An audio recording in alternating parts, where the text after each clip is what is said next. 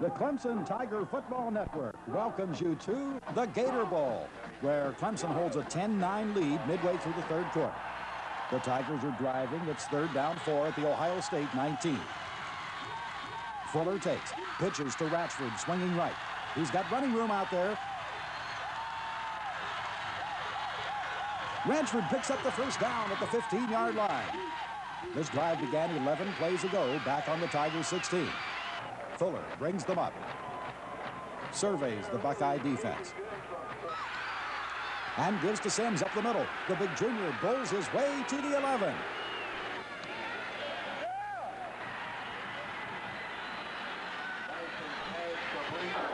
Fuller takes, drops back, looks downfield. He's going to run with it. Fuller scrambling to the 5, the 3, all the way down to the Buckeye 2-yard line. Steve Fuller for a first down. The Spartanburg senior is having himself quite a night. Fuller takes, hands to Ratchford. Stopped in his tracks.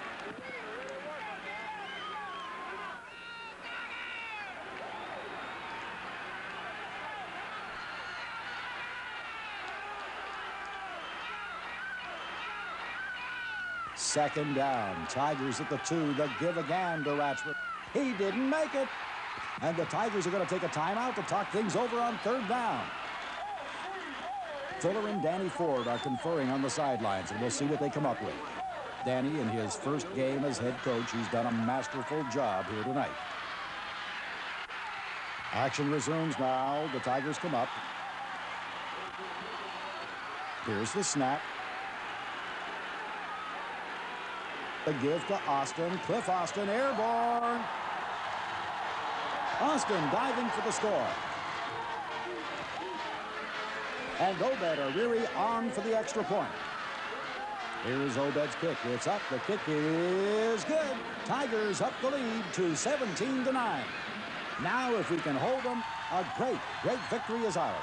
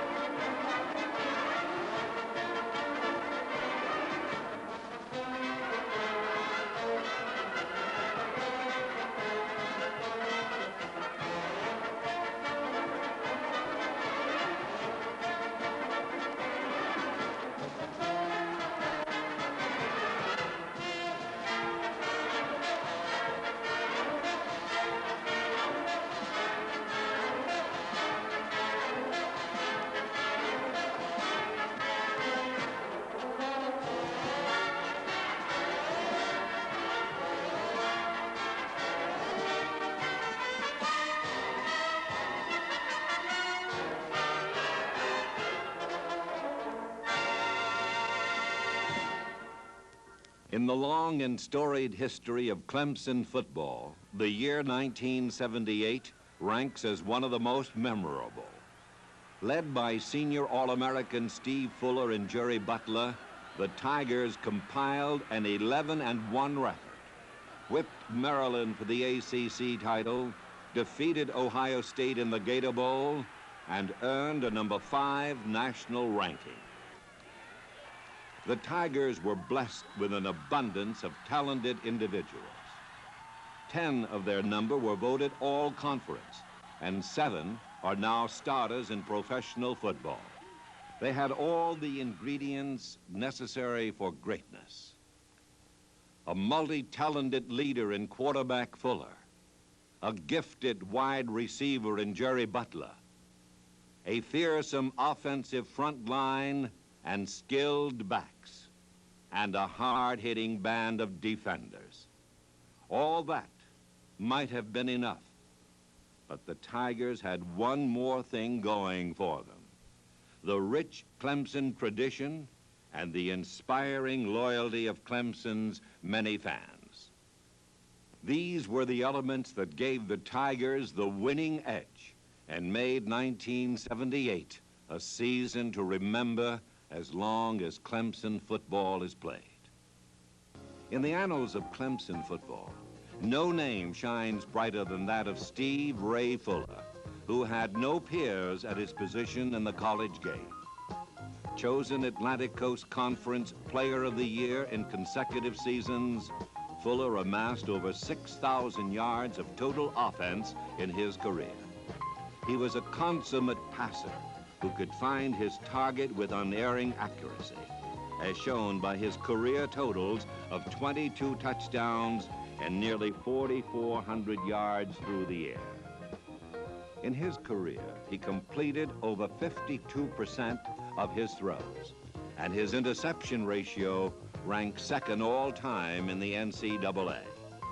He was also a dangerous runner who excelled at the option play. He could take the punishing blows of opposing defenders and come back for more. But beyond his athletic ability, Steve Fuller was blessed with the ability to lead, to convince his teammates that victory was not just possible, but inevitable. Those qualities made him a first-round draft choice of the Kansas City Chiefs, where he appears destined for all-pro honors. Clemson coach Danny Ford recalls Fuller's many attributes. I think, first of all, Steve was an outstanding young man. He was a great leader on the football field. He was a youngster that our football players and our coaches looked up to as being a great player and a person who could lead a football team, which a quarterback has to do. He was blessed with a great amount of ability. He was very, very smart in the classroom. In turn, you could talk with him on the football field, and it didn't take him very many times to pick up what we were trying to do. He was like a coach on the field because he was so smart that he could pick up everything the coaches were trying to get accomplished, and very good at reading defenses. Many, many times he would go to the second receiver in clutch situations and make big plays that helped Clemson have a very successful year in 1978. Fuller's passing skills found a perfect complement in wide receiver Jerry Butler, who managed to set school and conference records despite attracting double and sometimes triple coverage from opposing secondaries. Together, they formed one of the most devastating passing combinations in college history.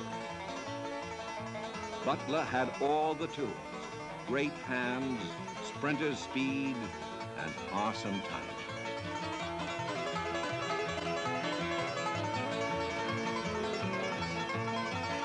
Acrobatic catches were his specialty.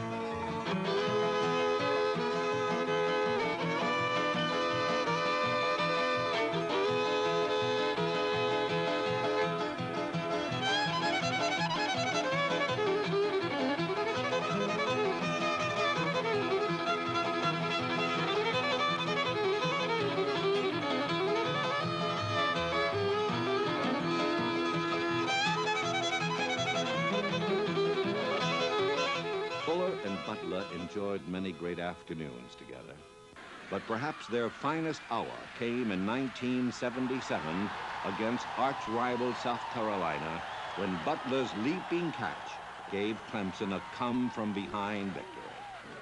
Steve Fuller recalls that dramatic moment. Well, looking back over my years at Clemson, surely the most memorable series of plays was the last drive against Carolina in 1977.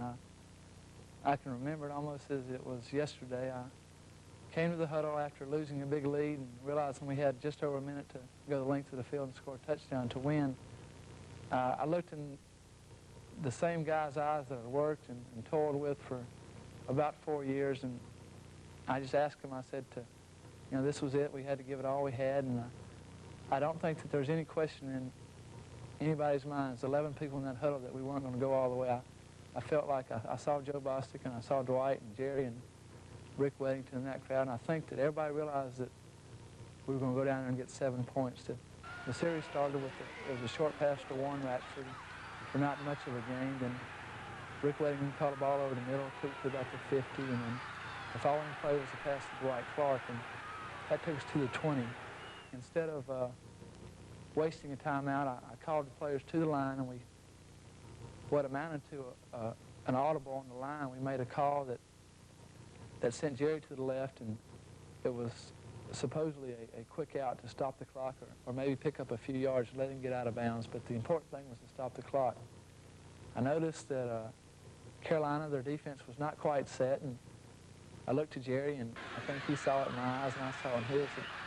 We'd just go ahead and send him deep to the end zone and see if we could make something work out. And he made a fabulous catch, which I think there's very few receivers in the country that were playing professional ball or college ball or anything that could have made the catch that Jerry made that day. And as it turned out, it took us on to victory. I think that was probably the most satisfying play and the most satisfying series of downs for the entire team in our whole time at Clemson. With Fuller at the helm, the Tigers led the league in virtually every offensive category and finished in the top 5 nationally in rushing, scoring, and total offense. The foundation of this success was an offensive line that would be remembered as one of the best in Clemson history.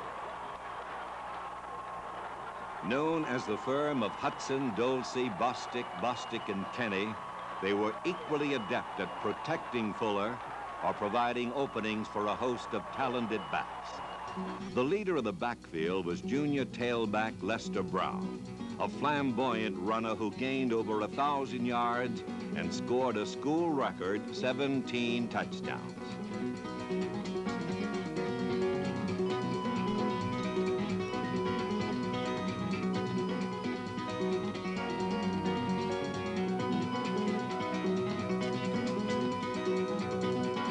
While Brown was primarily an outside threat, the hard yards up the middle were the responsibility of junior fullbacks Marvin Sims and Tracy Perry.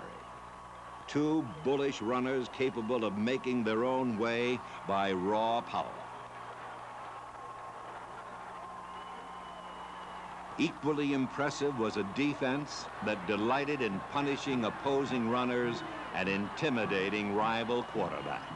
Clemson defenders limited opponents to just over 10 points per game, the 5th stingiest mark in the country. They played with a lot of enthusiasm, they played with excitement, they hit people and knocked people backwards, and they loved each other. I think that was a big thing that our defense, they believed in each other, they believed that they could line up and just physically whip people who challenged them. And then you had the people that loved to play football, loved to play defense the way you're supposed to play it, and it became a trademark at Clemson.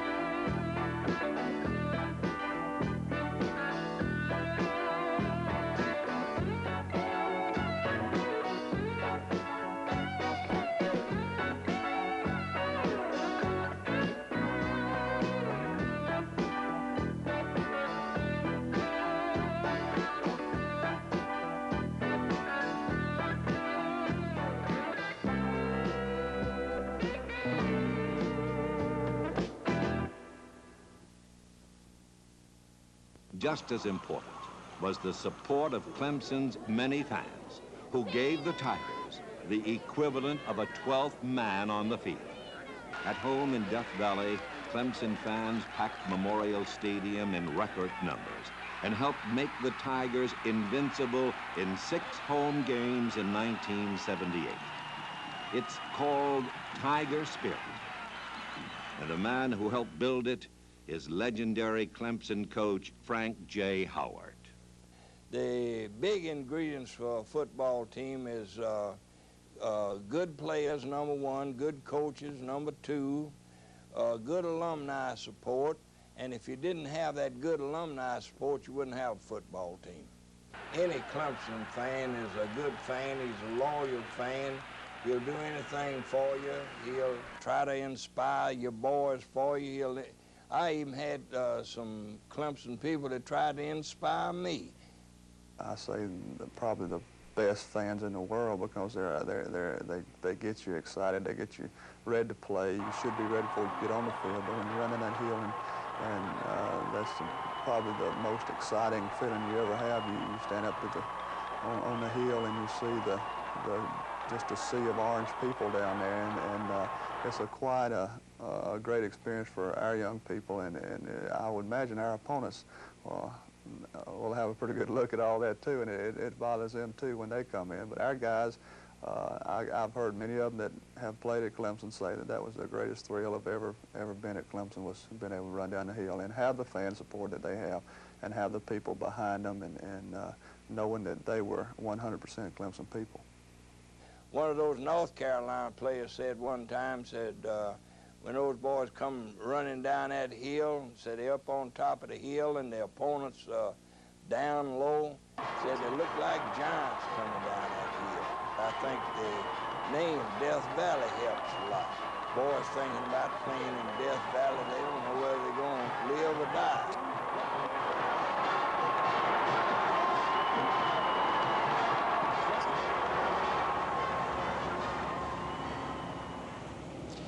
This field was named Death Valley by Coach Lonnie McMillan of Presbyterian College. In the early 60s, Mr. S.C. Jones of the class of 1918 was traveling through Death Valley, California.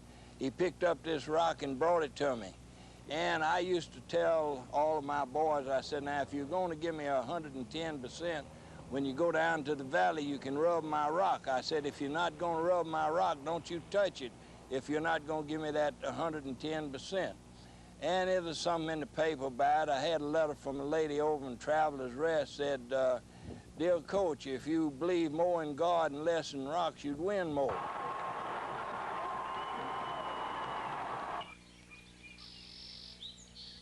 There's something very, very special about playing football at Clemson. I can look back and think about the times I had at Clemson, the people, the atmosphere. I think that no other place but Clemson could a group of athletes go through the bad times in our first 2 years and still receive the kind of support we did.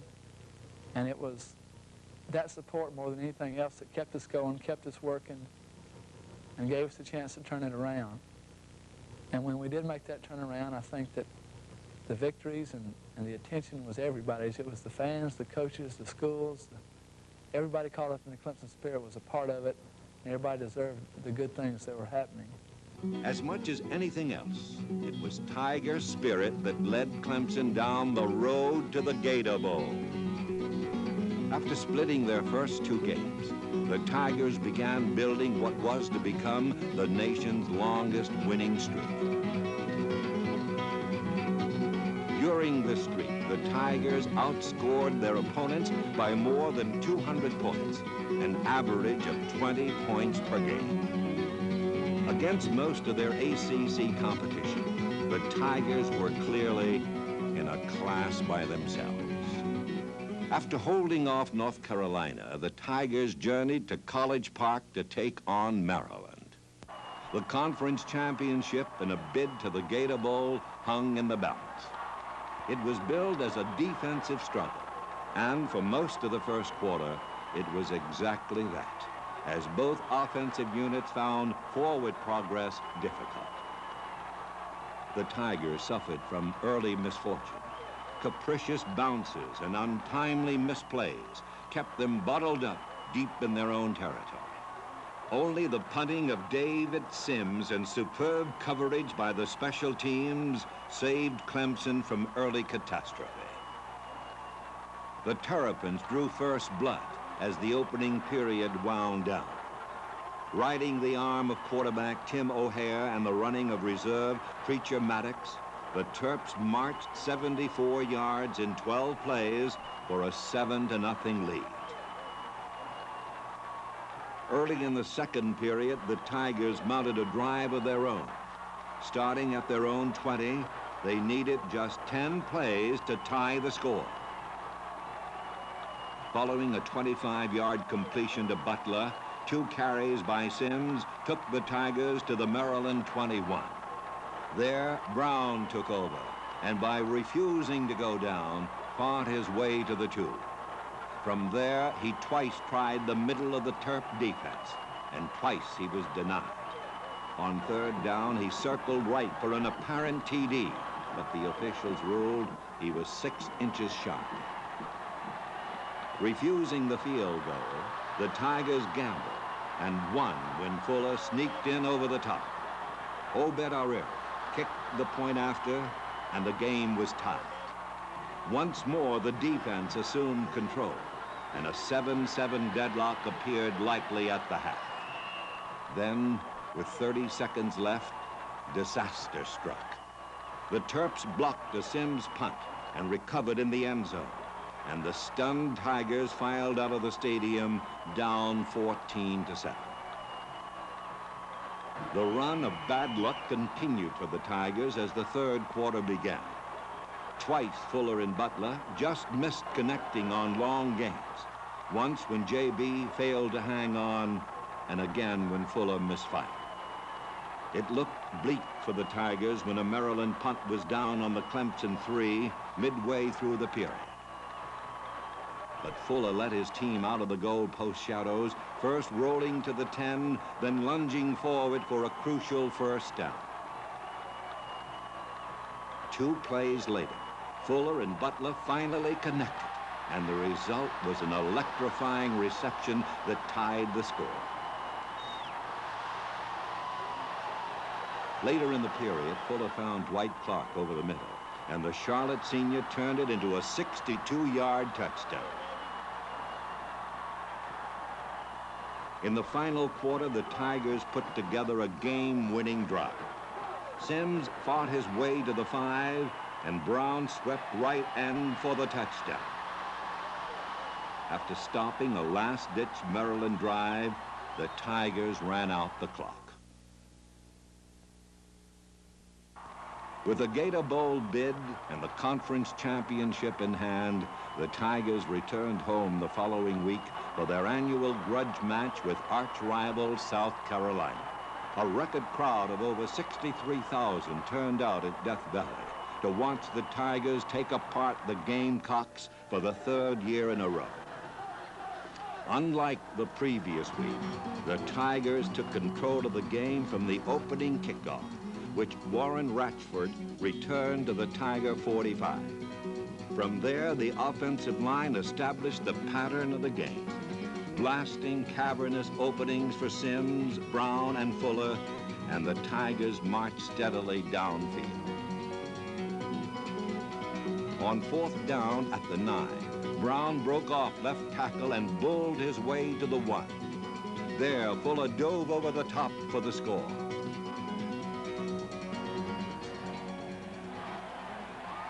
On the ensuing kickoff, Gamecock Zion McKinney fumbled, and the Tigers were back in business on the South Carolina 35.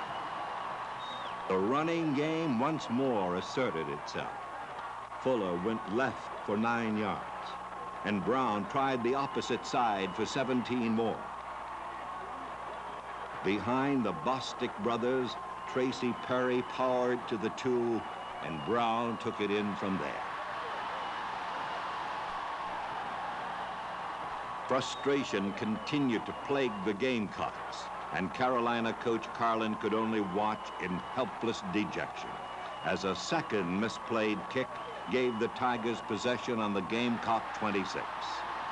The Tigers needed 7 plays against a stiffening Carolina defense to up the lead with Brown's 17th touchdown of the season, 2 more than the old school record set by Fred Cohn. Carolina's Harper led a comeback that closed the gap to a single touchdown with 6:05 left in the half. But Fuller led the Tigers on a long march that put the game out of reach. Running or passing, Fuller ate up most of the yards. For the afternoon, Fuller, Brown, and Sims gained over 100 yards apiece, and afterwards they gave credit to the Tiger offensive line. After moving to the 6, Fuller handed off to Tracy Perry for the score. The Tigers added another touchdown and 2 field goals for a 41-23 victory. Then it was on to the Gator Bowl, and 30,000 Tiger faithful made the trip to Jacksonville to watch their Tigers do battle with 17th-ranked Ohio State and coaching giant Woody Hayes. The game began badly for the Tigers as the Buckeye offense staged successive first-quarter thrusts into Clemson territory. Both times, Buckeye drives were aborted by great defensive plays on 4th down, one by Willie Underwood, the other by Willie Jordan. Following an OSU field goal, the Tiger offense got untracked behind Fuller's masterful direction. Twice he found Butler for critical first downs to keep the drive alive.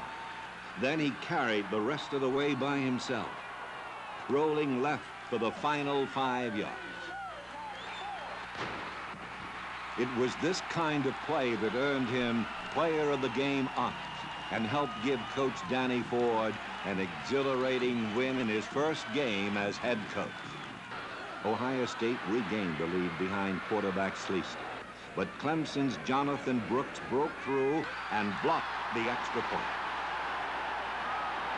With time running out, Fuller hurriedly directed his team downfield, hitting Clark and Ratchford to move into Obed Areri's range. Areri nailed a 47-yarder, and the Tigers held a 10-9 lead at intermission.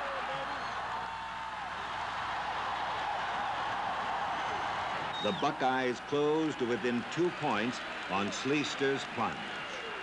The Buckeyes went for the tie, but Jim Stuckey wrapped up Sleester to preserve the Tiger lead.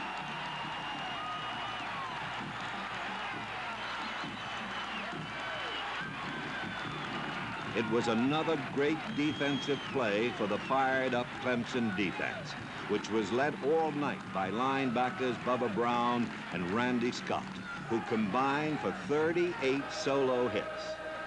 Finally, with the Buckeyes threatening late in the game, nose guard Charlie Bowman picked off a pass and sealed the Buckeyes' fate. Fuller ran out the clock as the Tigers hoisted their coach for a well-deserved victory ride. With their Gator Bowl victory, the Clemson Tigers had returned to their rightful place among the nation's football powers.